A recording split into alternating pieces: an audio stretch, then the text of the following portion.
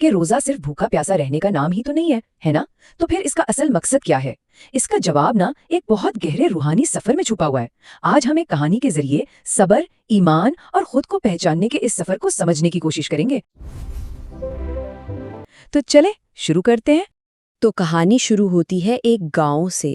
سوچے ذرا، جیسے ہی رمضان کا چاند نظر آتا ہے نا، وہاں کا پورا ماحول ہی بدل جاتا ہے۔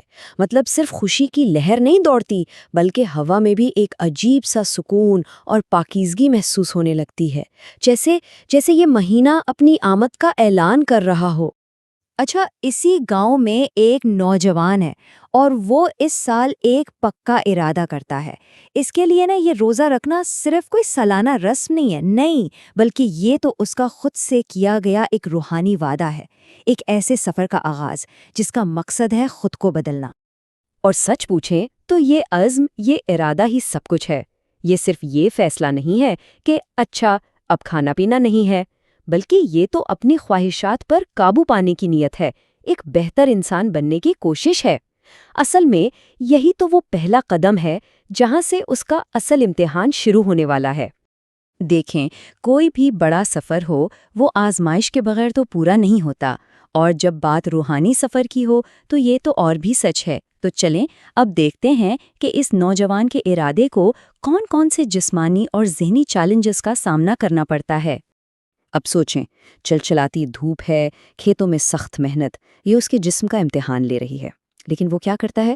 وہ بھوک اور پیاس کی شدت کو بڑے صبر سے برداشت کر جاتا ہے۔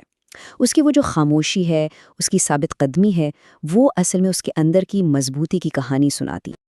لیکن مزے کی بات یہ ہے کہ اس کا یہ عمل صرف اسی تک نہیں رہتا، نہیں، اس کا صبر اور اس کی نیکی یہ آہستہ آہستہ گاؤں کے دوسرے لوگوں کے دلوں میں بھی گھر کرنے لگتی ہے۔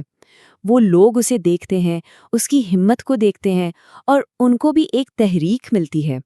تو یہاں ہوتا یہ ہے کہ اس کی ایک ذاتی عبادت ایک اجتماعی تحریک بن جاتی ہے، اس کا صبر دوسروں کے لیے ایک مثال بن جاتا ہے، اور اس کے کام روزے کے اصل مطلب کو زندہ کر دیتے ہیں۔ مطلب یہ کہ روزہ صرف بھوک کا امتحان نہیں ہے، بلکہ خود کو بہتر بنانے کا ایک پورا عمل ہے۔ اچھا، دن کی اس ساری محنت اور آزمائش کے بعد آتی ہے رات، اور رات اپنے ساتھ لاتی ہے روحانی انعام۔ اب کہانی مشقت سے نکل کر سکون کی طرف جا رہی ہے، وہ جگہ جہاں عبادت کا اصل پھل ملنے والا ہے۔ تو افطار کے بعد رات کی خاموشی میں وہ اپنے رب کے سامنے کھڑا ہوتا ہے۔ ہر سجدہ جو وہ کرتا ہے وہ دن بھر کی تھکن پر مرہم رکھ دیتا ہے، اور ہر دعا اس کے دل کا بوجھ ہلکا کر دیتی ہے۔ یہ صرف عبادت نہیں ہو رہی، یہ تو ایک گہرا مکالمہ چل رہا ہے۔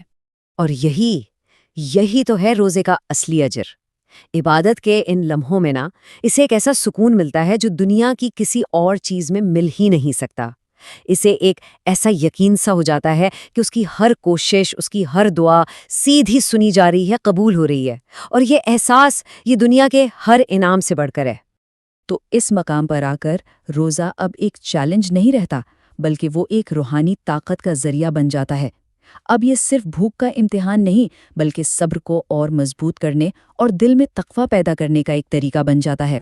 یہاں ایک لفظ ہے تقویٰ۔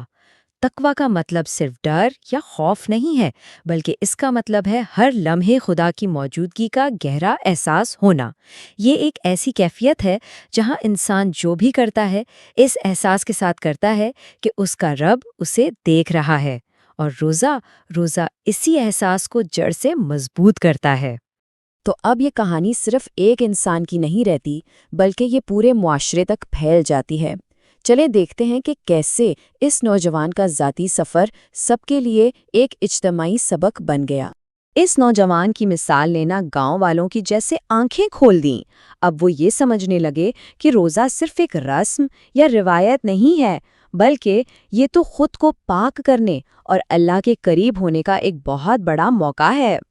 اور یہی اس پوری کہانی کا سب سے بڑا سبق ہے کہ روزے کا مقصد جسم کو بھوکا رکھنا نہیں ہے، بلکہ روح کو سیراب کرنا ہے۔ یہ صبر، نیکی اور اللہ کی قربت جیسی قیمتی نعمتوں کا دروازہ کھول دیتا ہے۔ تو آخر میں یہ کہانی ہمارے لیے ایک سوال چھوڑ جاتی ہے۔ سوال یہ ہے کہ عبادت کا اصل انعام کیا ہے؟ کیا یہ صرف آخرت کا کوئی وعدہ ہے، یا پھر وہ اندرونی سکون اور کردار کی مضبوطی ہے جو ہمیں اسی دنیا میں ملنا شروع ہو جاتی ہے؟ سوچئے گا ضرور۔